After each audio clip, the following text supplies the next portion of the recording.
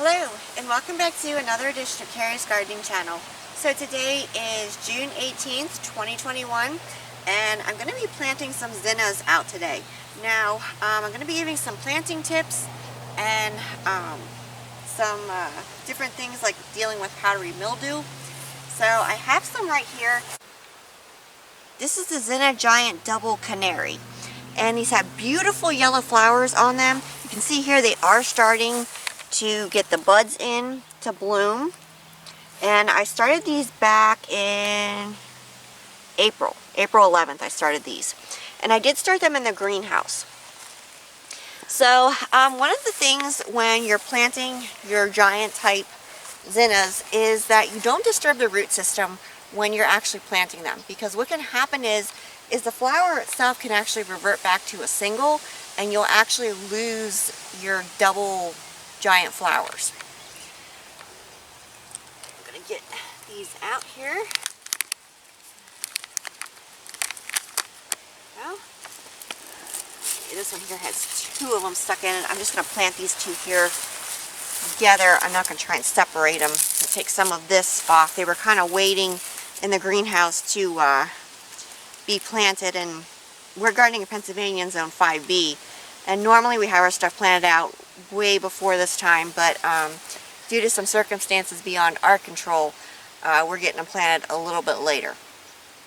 Now, one thing when growing zinnias is you can see right here, this does have some powdery mildew on it, and I have seen this even in the big commercial cut flower things where the zinnias have had the powdery mildew on them. And you can treat it with neem oil. You can use like a little bit of a cinnamon to try and get rid of it. So we're going to get this here planted here.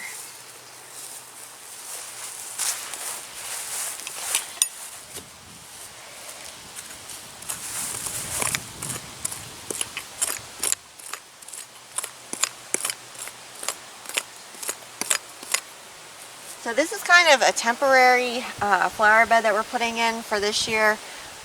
We had an area that was tilled up, so we're just kind of putting some of these in here. And zinnias are great for cut flowers. They're beautiful in bouquets. They really help to draw in your pollinators. The bees love them, the butterflies love them, the hummingbird moths come to them. So what I'm actually going to do is I'm not going to touch this root system.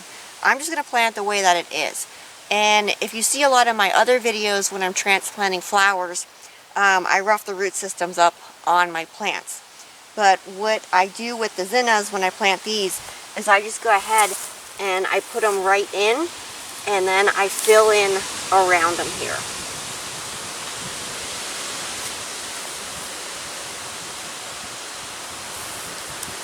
Kind of get some soil here. Now, the reason why I left the two of them there together is because I don't want to disturb that root system, and I don't want to lose my double blooms. So I had a few extra seeds, and I kind of put them in, and here they all came up for me. So